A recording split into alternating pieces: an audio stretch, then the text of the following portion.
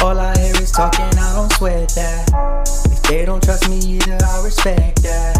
If she be down the ride, oh, I bet that. Ooh. Good morning, good afternoon, good evening. My name is JH. How y'all doing, Poster family? Everybody good? Everybody cool? Is everybody clean? Is everybody crisp? Is everybody irate? I'm a little irate. I sat through that thing that I told you guys to watch the other day on YouTube with the APWU. Man, I'm scratching my head because, oh, goodness gracious. What is really going on? Did anybody else watch it? I know we got a couple of union shop stewards on here as well. And it was a drag out from the beginning. They couldn't get their audio working and all that other stuff. I know I have some problems here and there, but it didn't focus on the main questions.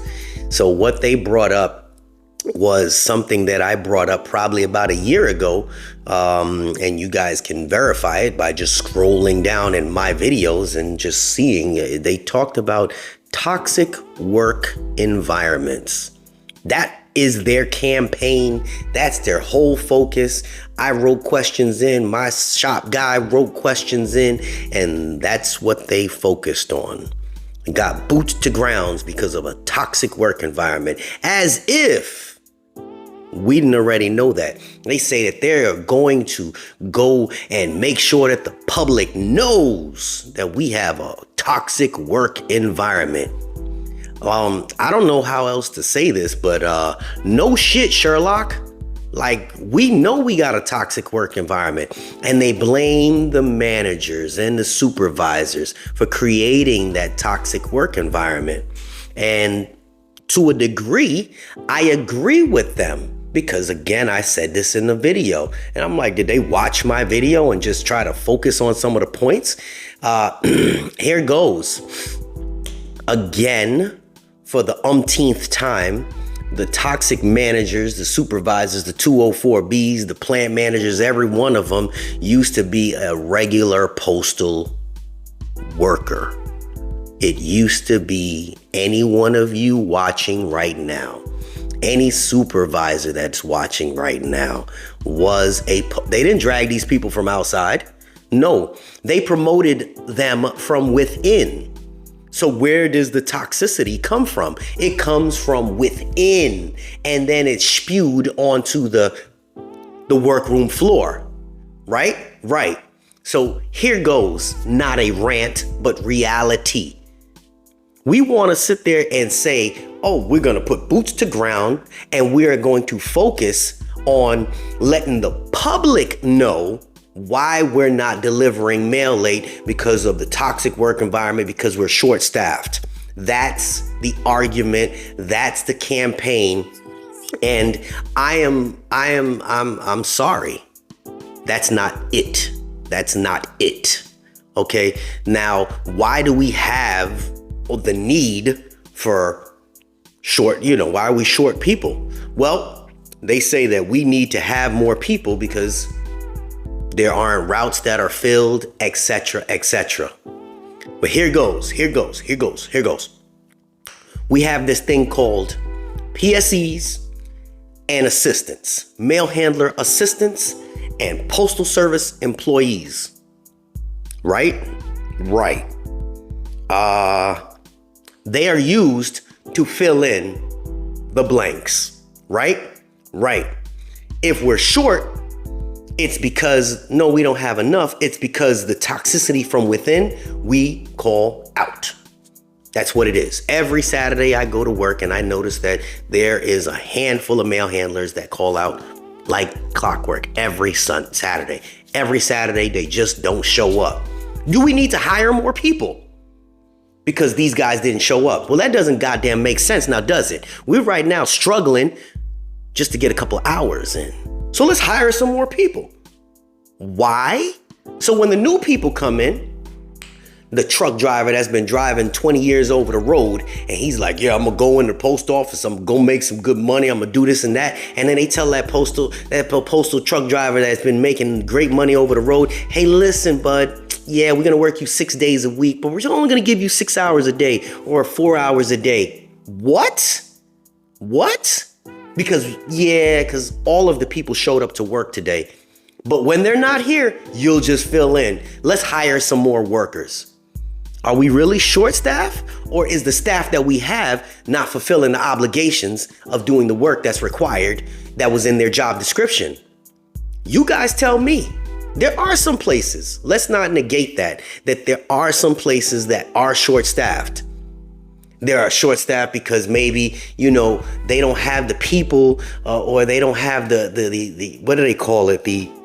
Not an allotment, but they're not allocated a certain amount of people to turn career at the time. Complement, that's what they call it. So the complement requires 10 career, 5 PTFs, and then the remainder are PSEs or mail handler assistants or whatever. And that's how they use their complements. But because you got the one that's in the world and in the way that don't want to retire, this one down at the bottom can't move up. And because they're only a PSE, they're not going to work them more hours than this one because this one's going to file a grievance. I think that the toxicity comes from within. Let's go send that postal service employee that's not career to do the job that the career person doesn't want to do or can't do. And then they turn around and say, oh, well, no, that's my work. And then they file a grievance.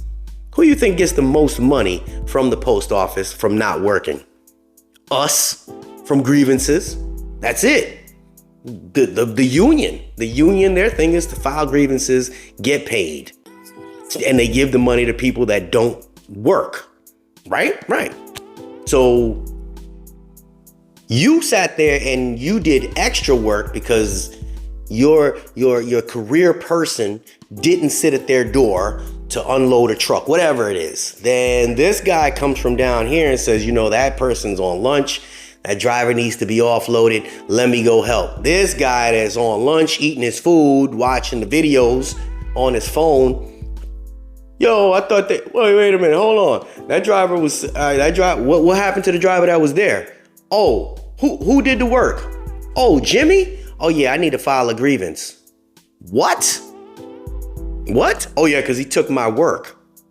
You was on lunch, but what about the truck driver that needed to get the stuff off the truck and then go back on his route so he gets late? It just, you can apply that to the machines. You can apply that to the clerks at the stations when they're throwing mail. You stay in that section, you do 55 and I'll do 58. And if they don't do things the right way, they want to turn and file a grievance. Are we really short workers? Or are the workers that we have toxic? You guys know it. I don't have to explain that. But they want to blow smoke and throw these little silver things out there so people get distracted from the real problem. The real problem is us. That's who it is. Us. Those managers were not brought in off the street. They're us. And a majority of the people that are toxic right now, you guys make jokes about it. That dumb person over there, or this dumb person over here, or this person that doesn't show up to work, and that person that was in their LLV and went and got their nails done, or you know what? They're gonna make them a supervisor just because you have to be bad to be a supervisor.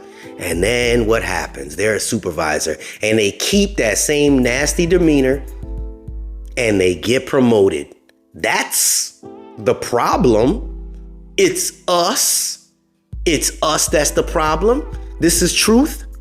I know there's gonna be some people that are gonna throw some nasty comments in the comment section, but if it offends you, then it applies to you.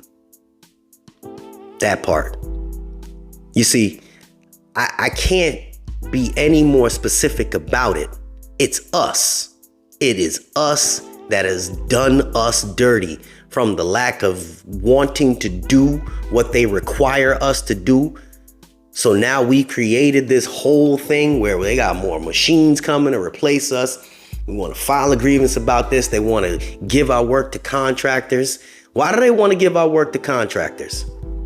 because we won't do it. You won't do it. You won't do it. Here's a great one too. Here's a great one. This one is going to blow your mind. So, damn, it's going to blow your mind. My guy got a dock plate, and his dock plate ain't working. They put a request in for the dock plate to be fixed. Who do they put the request into? They fill out one of those 1767s or whatever they call them. It's unsafe, it's not working. They fill it out and they send it over to who? Send it over to maintenance. Love you maintenance people, but you're lazy. They're not required to do nothing. I love y'all, but if I can get in there, just don't even use these words against me. But they put this thing because it's broken, and how long does it take for that dock to get fixed? But if any one of you have ever waltzed back towards the maintenance craft in their zone, they like on call. Those are like on-call policemen at the donut shop. You hear me? They're just sitting around waiting for something. They'll go out, they'll look at it, they'll throw a measuring tape on it. They'll say, all right, we'll be back. They don't come back for a week. And then a week later say, yeah, we can't fix this. We're going to just give it to somebody else to do. Then they contract out. Know how much money they wasting in that? Think about that for a second. Not that the maintenance men are not skilled enough. We got some skilled maintenance people. And I know that for a fact. I got a crew of people that work in the back. Their skills are unparalleled. There's no match to them. But why are they not being pushed to do the work? You see what I'm saying? It's not that they're short-staffed. But can management push them to go and work? Can they get in trouble if they don't fill the invoice that they need? No, they're not going to get in trouble. Same thing with the people that fix the LLVs and the vehicles. One person worked there, this story I heard, and the person was turning around and just whipping it out. He was doing the brakes, he was doing this, he was hooking stuff up, and he was told by his peers he was going too fast. And he was like, wait, I used to own my own shop. Only way I got paid was by getting the work done and getting it out. And they were like, well, that's not how you get paid here. You get paid by the hour. And they were all just gone over something as simple as, I think the guy said like a headlight, just a headlight. Guy just went out, changed the headlight on the vehicle. But he the one that went and did it. All the other people were just sitting around just watching TV. Do we really need more workers? Go ahead, APWU, and go lie to the public so that the public can be outraged and write Congress and say, hey, get those guys some more workers. Get those guys some more workers to do what? To come to work, to get more aggravated because they don't have enough hours so that they can survive? How many of you guys came on to the post office because this fool here told you, just give it some time. You guys make some good money. Don't worry about it. And you guys worked for about a year and all of a sudden your hours get slashed. Right down to my man's Nick. Mailman Nick. He not even getting no overtime. That man used to put 13, 14 hours a day in. But now he got 8 hours and out. But what happens when you bring more people in? More people. They have to distribute the work evenly. And if there's no work, what happens to the people that come in? They get scheduled 3 days a week, 4 days a week. What's the real problem, APWU? Is it the toxic work environment that we created? Or is it the fact that maybe we need to reevaluate who we are and who we bring on as workers at the post office? Because years ago we had those tests. Now we just bring anybody on that doesn't really want to work. And then you got somebody that really does want to work working next to the person that don't want to work. And now they got to have a battle because this person unloaded 4 trucks and this person's still on half a truck. This person unloaded 55 trays on a machine and this person only loaded 10. And the workload isn't distributed equally So one person gets burned out and they start getting aggravated. Yo, why do I gotta work with Sammy all the time? Sammy lazy. Sammy always on his phone. He watching videos all the time. I see people on the dock. Yo, my guys, I see you. I know you guys watch me, but don't let me see you doing that because, I'm gonna put you in the video. I ain't gonna say your name, but you in the video now. On the dock, phones propped up, on a table, in between two doors, one here, one there, phones propped up, watching videos on their phone. That's what they're doing. Not because they don't have work, or maybe they don't have work, but like, come on, man. Is the real problem a toxic work environment, or is it that we don't have enough work and we keep bringing more people on, or we bring the wrong people on? Maybe that's the problem. Hell, I don't know. I'm just a truck driver. But this is the discussion for everybody to jump in. Throw your opinions in there. Be respectful. Be respectful. It is my channel. So, please don't disrespect me. All right. You guys call it a bootlicker and all that other stuff. Look, I'm keeping it 100. All right. If you don't like what's reality, and you can't say it's not reality because I've been to different plants. I see different plants. I got people from different plants from California to Florida, New York, Texas, everybody giving me the information. Just because it doesn't happen at your place doesn't mean it don't happen. Just because you're shallow, you have to look at the broad picture. Okay? Look at the broad picture. When you get enough, data from enough people, then you can make an analysis on what's really going on. And APWU put that information out there, and they're about to do this on April 28th and go you put your sticker on, and you got a coworker, put a sticker on them. Let toxic management know you're not going to take it. Not going to take what? Not going to take what? Then what?